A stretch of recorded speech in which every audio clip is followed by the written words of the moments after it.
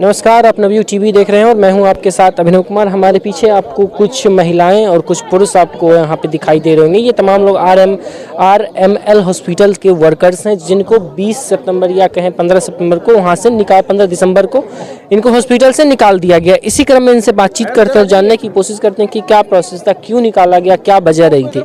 आप लोगों को हॉस्पिटल से निकाल दिया गया, क्या वजह थी? कोई वजह नहीं थी। तो फिर निकाला क्यों? बिना वजह ये तो यही चल रहा है।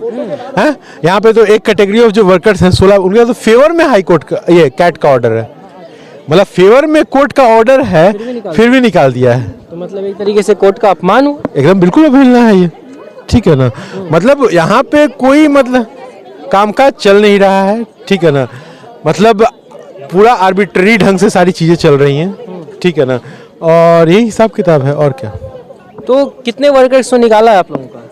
फिलहाल जो यहाँ पे आए हुए 59 वर्कर्स को निकाला। कितने को वर्कर? 59 59 जो निकाला है वो यहाँ पे एग्रीव्ड लोग आए हुए हैं। तो आपको निकालने से पहले कोई नोटिस वगैरह दिया गया था या ऐसे ही? कोई नोटिस नहीं, ठीक है ना। कोर्ट के फेवर में ऑर्डर है तो भी निकाल दिया है लोगों के। हाँ, ठीक है ना। जरा सोचिए, इनके पास कोर्ट का फेवर में ऑर्डर है, फिर भी इनको निकाल दिया गया। ये अब कहाँ जाए? जब आपको जब किसी भी चीज़ से विश्वास उठता है तो हम एक ही दरवाज़ा आपको दिखता है कि कोर्ट का दरवाज़ा हम जाके खटखटाएंगे और वहाँ से हमें न्याय की उम्मीद रहती है। जब आप कोर्ट का भी हमारे पास न्याय हो, हर चीज़ हो, लेकिन फिर भी इस देश में किस तरीके की मोनोपोली चल रही है। आपके पास, इनके पास सब कुछ है, कोर्ट का न्याय है। ये खुद यहाँ दिल्ली के जंतर मंतर भगड़ रहे हैं, सरकार इनकी बात सुनने को तैयार नहीं है। और जो आरएमएल अस्पताल है वो खुद ही आपको राष्ट्रपति और एमपीज के लिए प्राइमरी अस्पताल है वो, ठीक है ना।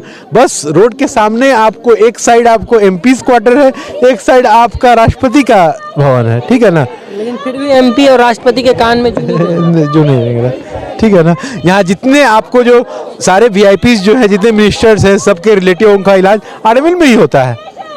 फिर भी आप लोगों की बात सुनी नहीं सुनी जा रही, नहीं सुनी, ठीक है। सरकार से क्या कहना? सरकार से यही है कि भाई आप जो 13-14 साल से जो काम कर रहे हैं वर्कर्स, ठीक है, उनका जो आप ग्राउंड है वो शायद समझिए और इनको नौकरी पे वापस रखिए, ठीक है ना। एक तो आप 13-15 साल आप कॉन्ट्रैक्ट पे खटा रहे थे, पक्का भी नहीं किया आप लोगों ने, ठीक है। और उसके बाद जब इनका पूरा एज खत्म हो गया, कहीं नहीं जा सकते हैं, और बीच में निकाल दिया, ठीक है। ये मतलब एक तरीके से तानाशाही कह सकते हैं। इसी क्रम में और महिलाएं हैं, महिलाएं से भी बात करने की कोशिश करते हैं कि महिलाएं यहाँ पे नाराबाजी भी कर रही हैं। नर्सों की यही पुकार, करो अत्याचार बंद। किस अत्याचार की बात कर रहे हैं, हम इनसे बातचीत करते हैं। और आप लोग यहाँ पे आज दिल्ली के जंतर मंतर पर बैठे हैं, किस मांग को लेकर बैठे हैं? सर, मैं डॉक्टर आरएमएल हॉस्पिटल की एक नर्सिंग ऑफिसर हूँ। जो हमें ये 15 दिसंबर 2022 को टर्मिनेट किया गया है। क्यों किया गया? टर्मिनेशन का कोई रीज़न नहीं है, हम इसी रीज़न को भी जानना चाहते हैं। बिकॉज ऑफ कॉन्ट्रैक्चुअल, कि हम लोग कॉन्ट्रैक्ट पे लिए गए थे 2009 में।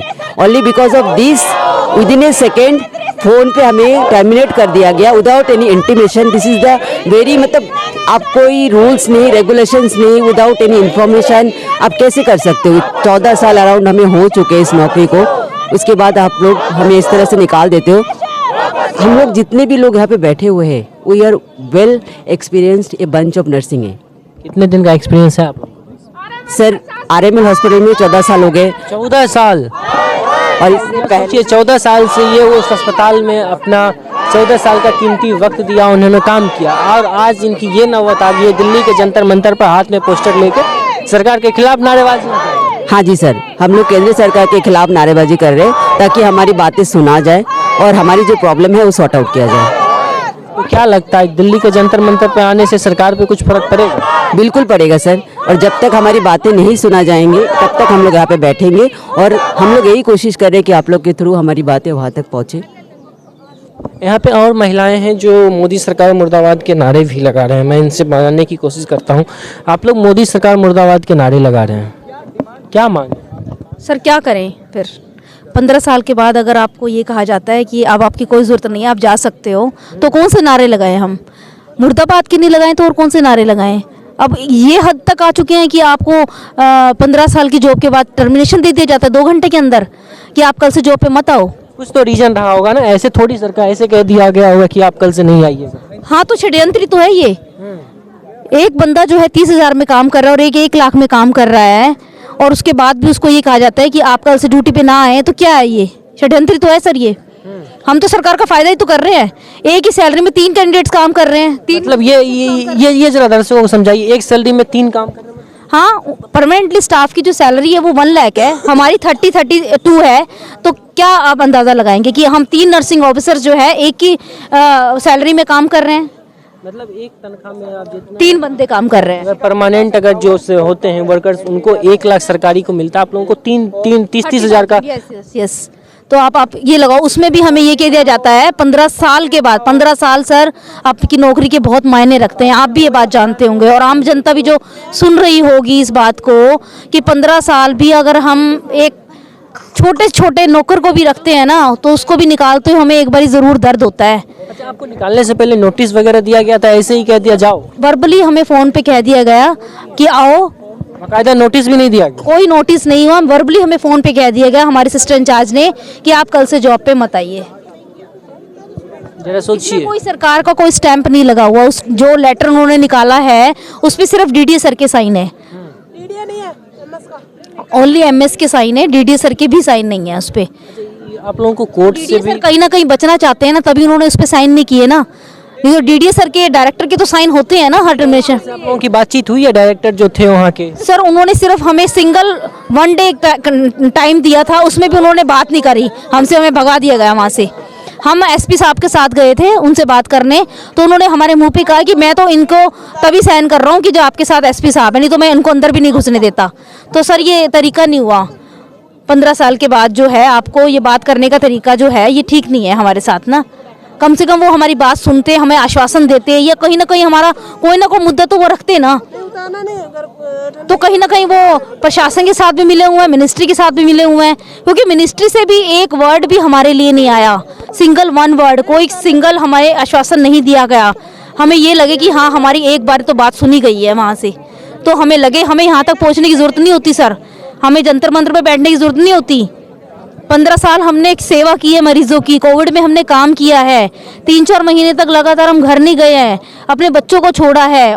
अगर रहे भी हैं तो ऐसे, अगर घर में जाते भी थे ना तो एक अलग से हमारे लिए कमरा तैयार होता था, उधर से ही हम टाइडी करके अपने ड्यूटी पे पहुंच जाते थे। इतना भी हमने किया।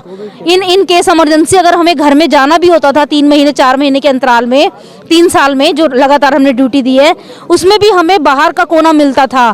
तो कैसा फील होता है?